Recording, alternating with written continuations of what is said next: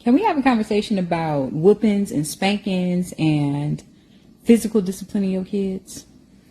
You might have grown up in the era where you had to go get a switch off a tree, go get the belt, or get hit with the closest object in the room to you when you were cutting up, doing something that you knew you weren't supposed to be doing.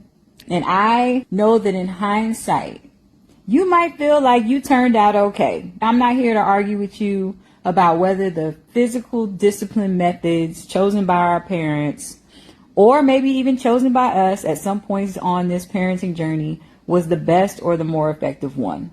But what I want to talk about is how the use of physical discipline or corporal punishment, which is the legal terminology that's used, regardless of whether you mean well, it is something that the court system considers when it makes a determination about whether your kids get to remain in your custody or if they should be placed somewhere else that the system deems safe.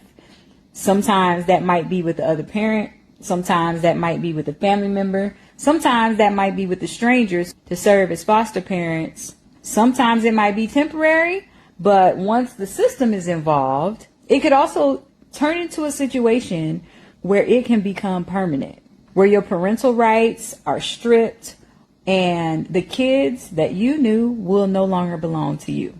And that is my concern.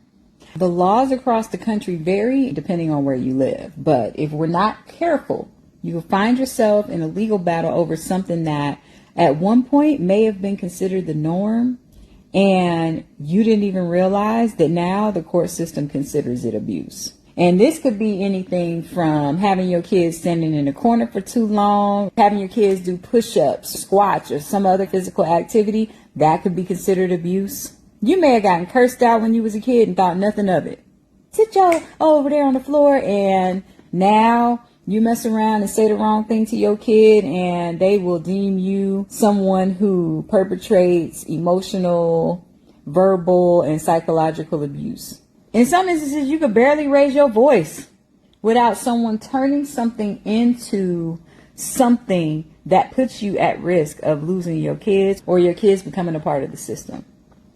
As a family law attorney, I see allegations thrown around all the time that turn into full-blown criminal investigations and charges, child custody battles, jail time, kids being removed from the custody of well-meaning, good parents who may have simply modeled behavior that they saw growing up because that's what they knew and they turned out just fine.